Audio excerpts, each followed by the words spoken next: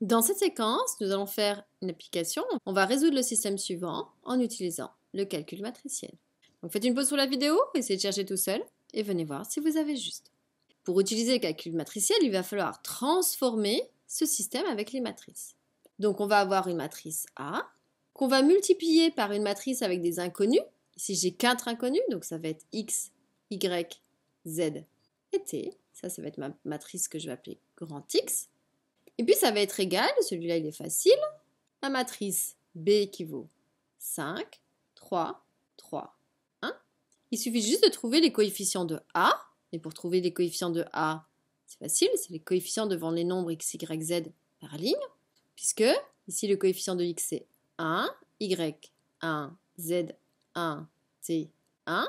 Et si je vérifie, si je fais 1 fois x plus 1 fois y plus 1 fois z plus 1 fois t, ça fait bien la première ligne, x plus y plus z plus t. Donc deuxième ligne, les coefficients on fait pareil, ça va faire 1, moins 1, 1, 1. Troisième ligne, coefficient de x 1, de y 1, de z moins 1, de t 1. Dernière ligne, coefficient de x 1, de y 1, de z 1 et de t moins 1. Donc on a trouvé la matrice A.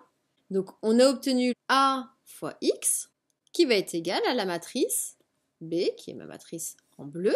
Donc on va chercher, en fait, nous on veut les valeurs de X. Sachant qu'il a une matrice qui multiplie devant, je veux chercher à éliminer ma matrice A, donc c'est-à-dire qu'on voudrait multiplier par A-1. C'est celle qui éliminerait A. À gauche, puisque c'est l'espace qui est vide, donc ce sera à gauche également ici pour B. La première question, c'est de savoir, est-ce que A-1 existe? Donc on va utiliser la calculatrice. Donc au niveau de la calculatrice, on va rentrer les coefficients de A pour pouvoir voir si A-1 existe. Donc on va aller dans Matrice, on va éditer cette nouvelle matrice que je n'ai pas créée encore. Cette matrice, elle est de dimension 4, 4, donc on va rentrer la dimension de la matrice. Et puis on va rentrer tous ces coefficients. Faites attention, il y en avait déjà avant des rentrées. Maintenant, on va sortir, on va quitter avec second mode. On va rappeler la matrice A, puisqu'elle est quand même grande, pour bien vérifier. Donc, le nom A, donc soit je prends 1, soit je tape sur Entrée. Et je vérifie que j'ai bien mes bons coefficients comme ma matrice A que je souhaite. Nous, on a besoin de savoir est-ce que A-1 existe. Donc, je vais rappeler la valeur de A. Je ne vais pas tout retourner dans matrice, je pourrais. Donc, je fais seconde précédent avec Entrée. Et puis, je veux voir si son inverse, donc sa puissance moins 1, elle existe. Donc oui, elle existe. Alors vous voyez, ça clignote ici, je pourrais basculer ça en fraction avec les doubles flèches. Donc voici ma jolie matrice A-1 qui existe. Ce qui veut dire qu'ici, je vais pouvoir multiplier par A-1 à gauche. Donc on va avoir A-1 fois A fois X qui va être égal, donc je multiplie à gauche dans mon égalité, donc je multiplie aussi à gauche dans le second membre. On respecte bien le même ordre. On n'est pas chez les nombres, on est chez les matrices. Attention, ça c'est le gros panneau danger.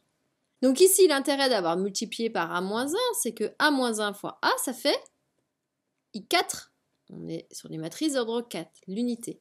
Or, maintenant, si je regroupe avec X, encore une fois, I4 fois X, c'est tout l'intérêt. La matrice unité, le neutre pour la multiplication fait que I4 fois X fera de toute façon X. C'est comme notre 1 chez les nombres. Maintenant, la question, c'est que vaut ma vraie valeur de X? Donc, c'est-à-dire que j'ai besoin maintenant de calculer A-1 fois B. Donc, on va prendre la calculatrice. On avait déjà calculé A-1, donc maintenant, il va falloir avoir la matrice B. On ne l'a pas encore. Donc, on va aller la créer. Donc, on va dans Matrice. Je veux l'éditer, cette matrice B. Donc, je descends, donc je tape sur 2. C'est une matrice non pas 3, 1, mais c'est une matrice avec 4 lignes. Donc, c'est une matrice 4, 1.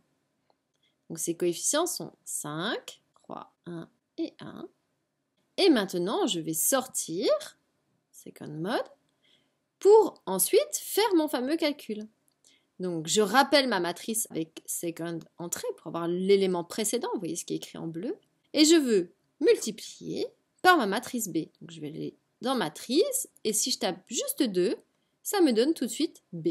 Je tape sur Entrée et le résultat, j'en ai un, qui est le vecteur 1, 1, 1, 2. Donc ça, c'est la valeur de x. Or, x, c'était également x, y, z, t.